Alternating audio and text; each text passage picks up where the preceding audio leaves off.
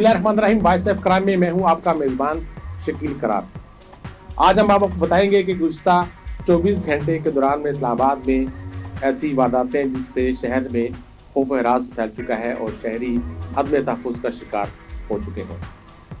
गुज़िश्ता 24 घंटे में सबसे पहले जो वारदात है वो हम आपको बताएंगे कि इस्लामाबाद पुलिस के सब इंस्पेक्टर रफ़ीक के साथ हुई थाना आईनल की हदूद में, जब वो कटारिया के पास कब्रिस्तान में जो इस्लामाबाद की हदूद है वहाँ वो ड्यूटी ख़त्म करके घर जा रहा था कि मोटरसाइकिल सवार दो नामालूम अफराद ने रोका और पैसे तक को छीनने की कोशिश की। उस दौरान में सब इंस्पेक्टर रफ़ीक ने निज़ामत हुई की, जिस पर डाकुओं ने फायर मार के ज़ख्मी कर दिया। जाते हुए डाकू सब इंस्पेक्टर रफ़ीक से बाकी सामान लेने के साथ जो सरकारी पिस्टल था वो भी ले गए। तो ये सरकारी असला छीनने की जो वारदात होती है बड़ी ख़तरनाक होती है। पुलिस पे इसको काफ़ी संजीदा लिया जाता है और उस पर काफ़ी एक्शन भी होता है कि सरकारी पिस्तौल कहीं भी इस्तेमाल हो सकता है। उसके अलावा गुज़िश्ता 24 घंटे में गुज़िश्ता रात F10 में थाना शालीमार की हदूद में एक हाज़र सर्विस फौजी भी जो है वो मौत का शिकार हुआ। उसकी भाई की शॉप थी F10 में और जो शॉप बंद करने के दौरान वापस जा रहे थे तो दो अफराद दाखिल हुए हैं और लूटने की कोशिश की, जिस पर उस फौजी जिसका नाम नासिर असगर बताया जा रहा है और स्पोर्ट्समैन था पाक फौज का और इंतहाई गरीब घराने से ताल्लुक़ था कि वो अपने भाई के साथ भी उसकी सब मिलने आया था। तो उसमें उस मज़ाहमत की तो डाकुओं से उसको फायर मारा और फिर चंद घंटों के बाद उसकी गुज़िश्ता रात ही मौत वाक़या होगी।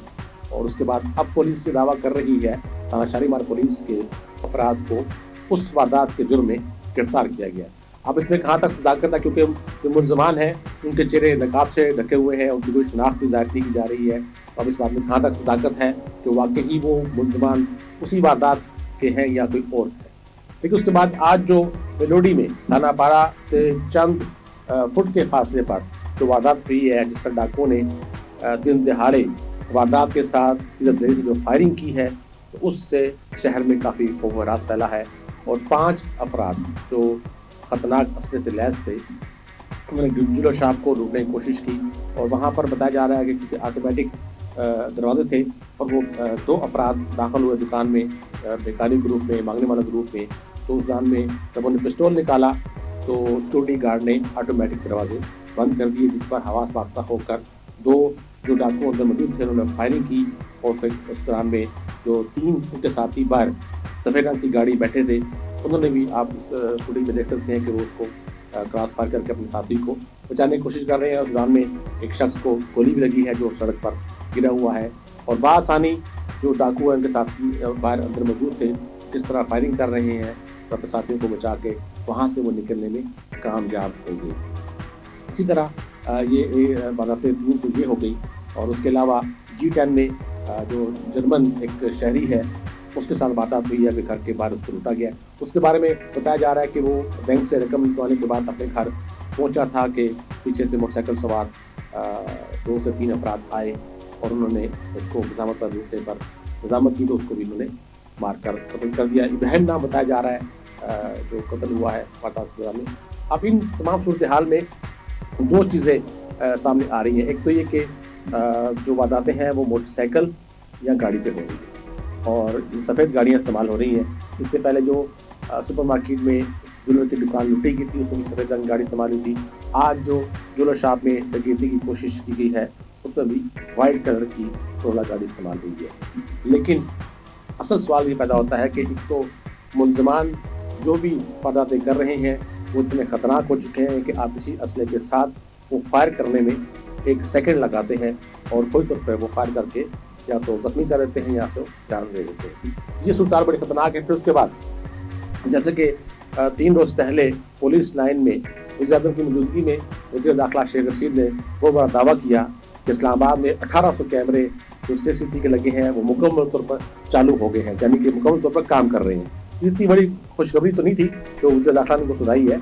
अरबों रुपये इस तौर पर कौमी खजाने खर्च हुए हैं, अगर वो काम कर रहे हैं या ठीक हो गए हैं तो उसमें खुशखबरी वाली कौन सी बात है। दूसरी बात ये कि सेफ सिटी के कैमरे होने के बावजूद 1800 कैमरे होने के बावजूद ये मुलज़मान मोटरसाइकिल पर, गाड़ियों पर किस तरह वारदातें करके बच निकलने में कामयाब हो जाते हैं और उसके बाद पुलिस चंद रोज़ बाद दावे करती है कि इस थाने की बहुत बड़ी कार्रवाई, मुल्ज़मान गिरफ्तार कर लिए, लेकिन सवाल वही पैदा होता है कि वाकई वो मुल्ज़मान थे, तो रिकवरी कितनी हुई, बरामदगी कितनी हुई, उनको सजा दिलाने के लिए क्या प्रोसिक्यूशन की गई। तमाम सवालात अपनी जगह मौजूद हैं, लेकिन उसके बाद जब ये 3-4 वारदातें 24 घंटे में हुई हैं, तो फिर डीआईजी ऑपरेशन को भी थोड़ा सा होश आया। उन्होंने आज हंगामी तौर पर 15 में इजलास बुलाया, उसमें डांट डपट भी हुई, बड़ा कुछ हुआ, लेकिन बाद में ये नतीजा सिफर निकला। टास्क दिया गया है कि अपने अपने जो मुल्ज़मान हैं उनको गिरफ्तार करें और इलाके में गश्त बढ़ाएं, लेकिन ये भी इक़दामात आर्जी होते हैं। 2 दिन 4 दिन आपको शहरों पर, सड़कों पर, मोटरसाइकिल पर, गाड़ियों पर पुलिस अधिकार नजर आएंगे गश्त करते हुए, लेकिन उसके बाद फिर खामोशी छा जाएगी। अगले प्रोग्राम तक के लिए इजाज़त दीजिए। अल्लाह हाफ़िज़।